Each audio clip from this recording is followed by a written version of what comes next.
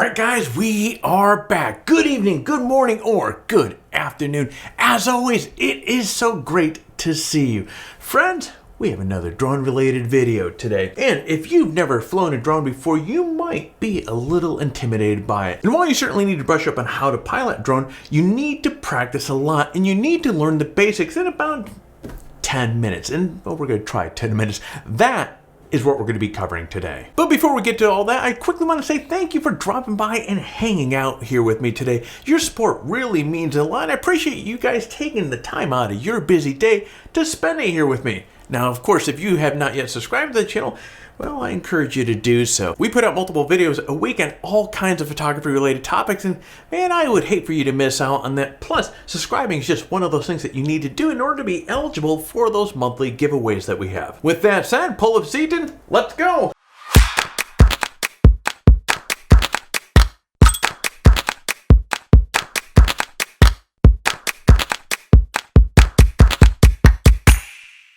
I've been flying drones for, it's been about 10, 11 years now, and at this point, it's pretty much second nature, but it wasn't always the case. Guys, I had to start from scratch many years ago, so I understand how it feels to have a drone and be a little intimidated by the process of learning how to fly one of these things. And I thought it would be helpful to share some of those critical tips with you today to help you along your journey to become a more confident drone pilot. So, let's get to it.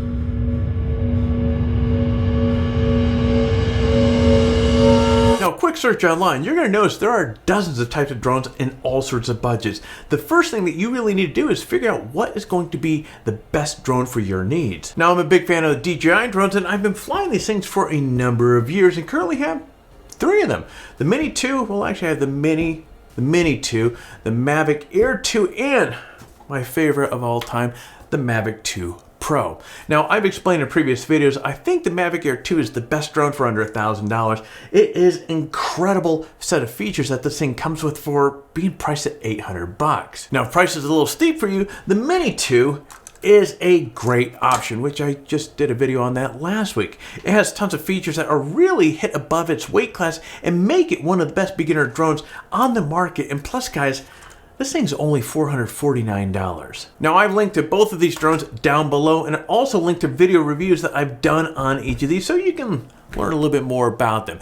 Whatever you do, before you buy a drone, research, read the reviews, watch videos about it, and so forth. Guys, you want to make sure you get something that fits your budget, of course, but you also want to make sure that it offers the features and the specs that you need to accomplish what you want to do with one of these things.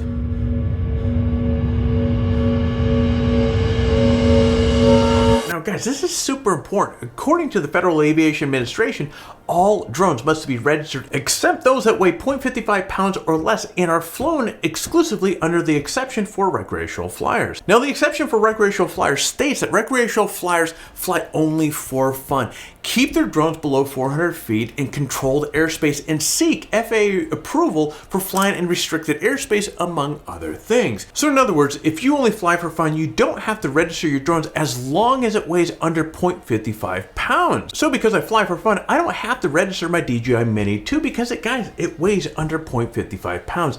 However, as noted, you still have to adhere to the flight rules. For example, like flying underneath 400 feet. Since the Mavic Air 2 exceeds 0.55 pound limit, it must be registered. In fact, drones that weigh up to 55 pounds must be registered with the FAA. Now, if you have a huge drone that weighs over 55 pounds, you have to register it as an aircraft. Now, guys, this is serious business, so you really want to pay attention to this part here. According to the FAA, you can be subject to civil and criminal penalties if you meet the criteria to register an unmanned aircraft and you do not register. Serious business here. If you intend to make money from your drone flight, you must register the drone regardless of its weight. So if you're using something like the DJI Mini 2, it must be registered if you're going to use this for commercial purpose. Now, in 2019, the FAA proposed a new rule that required all registered drones to have a remote ID. Now, a remote ID enables the drone to provide identification and location information that can be received by other parties. Now, the purpose of this changed rule is to help the FAA and other agencies find the control station when a drone appears to be flying unsafely or when it's in an area which is not allowed to fly in. Now, with drones becoming more and more popular, having the ability to identify them is absolutely crucial to keeping the skies safe. Now, bear in mind that these guidelines are only for the United States. So if you're watching this and you're outside the United States, you need to consult with your regulations in your area. So let's be clear about this. Registration is the first thing that you should do after you buy a drone, because you want to make sure that you're in compliance with all the laws and regulations before you put that sucker up in the sky. To learn more about whether or not you need to register a drone and how to do so, check out the link to the FAA in the description down below.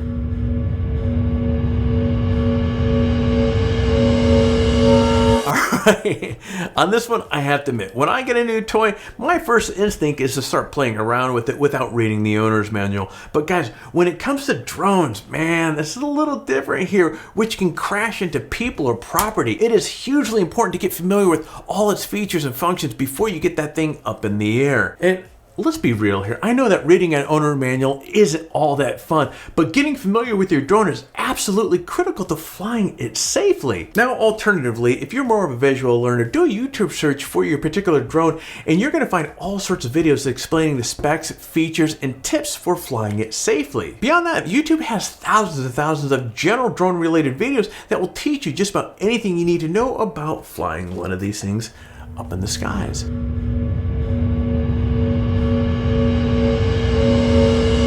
The next step that you should take to learn how to fly a drone is to develop a pre-flight checklist. Now, some of you may know this. Back in the day, I went to school as a commercial airline pilot, and before I went flying anything, you always did a pre-flight. So just like a passenger plane, a pre-flight checklist allows you to assess the condition of the aircraft and ensure that you've done everything that you need to do to have a safe flight.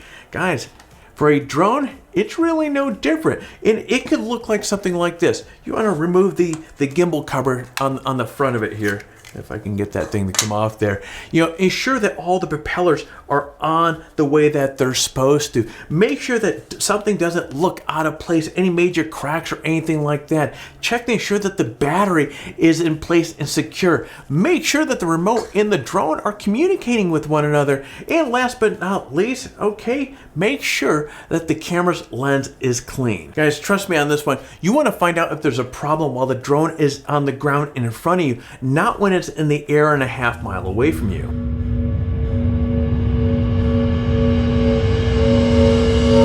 Now, it should go without saying that you need to practice piloting your drone a lot before you use it in areas where there might be people, other drones, or obstacles. Now, whether you go to a local park near your home or an empty field out of town, guys, you really want to find a place where there are few, if any, people, no obstacles, no power lines or trees, and no property like houses or cars your drone might damage if things go wrong. There are a lot of open spaces where I live, so when I was starting to fly drones, guys, I just headed out into an empty field to get the feel and the controls and get a better feel for what the drone could and could not do in different situations. Heck, guys, this included tons of practice of just simply taking off and landing. I also practice hovering a lot, and guys, hovering seems like a very easy task, but if there's even a slight breeze, it can greatly affect the drone's ability to hover in place. Now, an easy exercise to do is to take off, hover about 4 feet off the ground, and land it. Guys, do this over and over again. This is going to allow you to get a feel for the drone controls and assess its behavior in the process of taking off, hovering, and landing. I know what you're thinking, guys. You're saying, well, Alex, taking off, landing is not a lot of fun. Guys, taking off, landing, and hovering aren't as fun as flying the drone at max speed in a circle around your head, but these are absolutely critical skills that you will need to practice. Now, another tip for practicing your skills is to keep the movement of the drone small, at least to begin with. So, for example, you might practice flying your drone in a square using just the right stick to maneuver the drone around. Guys, this exercise will help you get familiar with your drone's roll and pitch. And while on topic, another great maneuver is practicing flying in a circle itself. This is going to require using both sticks at the same time, so you're going to develop the ability to use the controls simultaneously. And let's add one more to that. A more challenging maneuver is to fly the drone in a figure 8 pattern. This is going to get you familiar with yaw, pitch, roll, and requires you to use both sticks as well. What's more exciting about this is you're going to have to fly both away from you and coming to you. This is a critical skill that you'll need to develop and to be able to control the drone, whether it's pointed at you or away from you, or yeah, you get what I'm saying. So whether it's away from you or coming at you here, either way, that's super important to be able to understand how the controls work in both situations. And really, guys, you don't need to be doing anything really elaborate when you're first starting out. Keep the drone's movement really simple and low altitude and really close by you. And while I like to fly my drones around my neighborhood, in the forest, mountains, and by the beach, guys, I didn't do any of these things until I got a really good feel of the controls in an open area. Now, food for thought. I know pilots that bought a cheap quadcopter to learn how to fly before they used their quote-unquote real drones, and I know other pilots that have used drone simulators or flight simulators to help them gain the piloting skills and the confidence. DJI has a pretty incredible simulator, so if you decide that you get a DJI drone, I've linked to the description below so you can check out that as well. Now, whatever you do, the old saying, as cliche as it sounds, practice makes perfect, really does apply here. And add on a little common sense to that. Even when you think you've had it all figured out, practice more, guys, practice more. And really, at the end of the day, there's no such thing as having too much practice.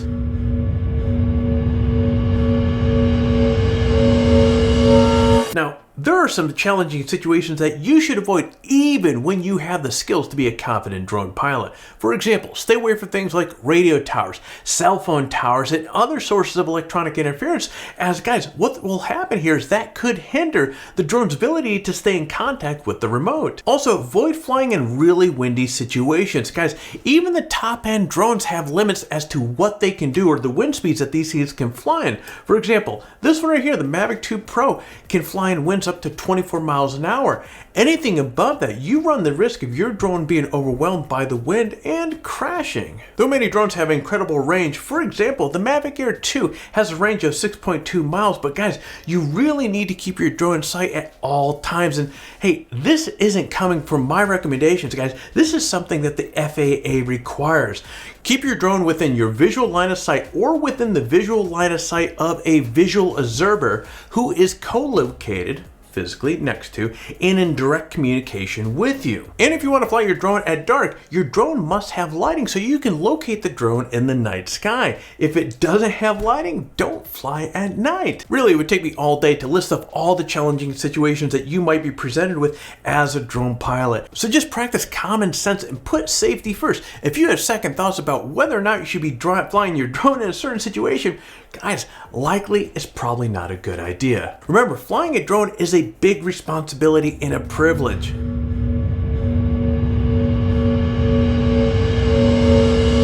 Some drones, like the Mavic Air 2, come with sophisticated obstacle avoidance systems that will help you avoid obstacles. For example, it has a sensor on the front, the back, and the bottom to help you avoid obstacles. It also has a system that helps you avoid aircraft and plan safe flight plans. Now, less expensive drones like the Mini 2, for example, doesn't have obstacle avoidance systems. Regardless, you always need to remain vigilant and be aware of your surroundings to fly your drone safely. Now, many drones also have fun flight modes that allow the drone to move autonomously. For example, the Mavic Air 2 can follow me, circle around me, shoot straight up in the air, and much, much more, all within a few taps of the remote screen.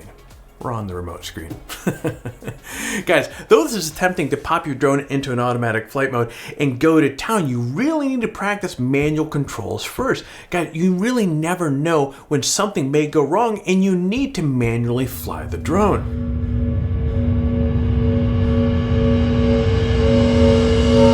Now, there are plenty of spaces where you can fly your drone legally and safely, but there are also a lot of places you might fly a drone that will get you in a lot of trouble if you do so. Now, restricted airspace generally is around airports, military bases, government buildings, but in the US, you also cannot fly your drones in national parks. Now, I'd also suggest getting an app for your phone that tells you where the restricted airspace is. There are plenty of options for both iOS as well as Android devices. Now, in some cases, you can get FAA permissions to fly in restricted airspace, but definitely do not try this unless you go through the proper channels first. Now, before we go moving forward, I do have one more thing to say here, or I'd like to add rather. Watch where you fly your drone in populated areas. Though drones might not be restricted in your city or town, your neighbors might not like the idea of you flying your drone over their backyard as they work on their tan next to the pool. Again, guys, this is really a common sense thing. Respect local restrictions, respect the privacy of other people around you as well. Now that we're done with the lessons on learning how to fly a drone, let's talk about our current giveaway.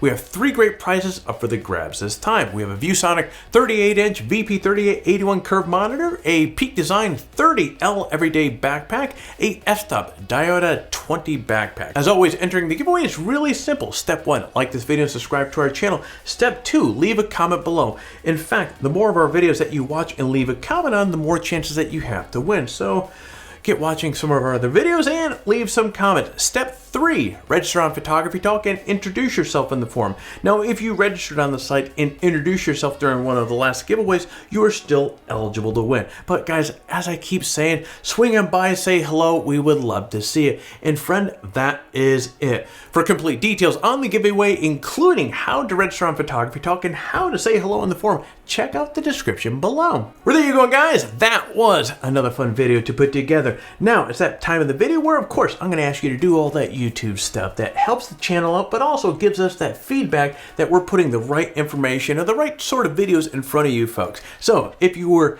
mildly entertained, if you found some value in this video, do me a favor, hit that like button down below. If you're currently not subscribed to the channel, well, you know what to do. Hit the subscribe button. While you're at it, kick that bell to be notified each time that we come out with a new video. My friend, I'm going to be jumping out of here, so you get out there, happy flying, and create your best shot.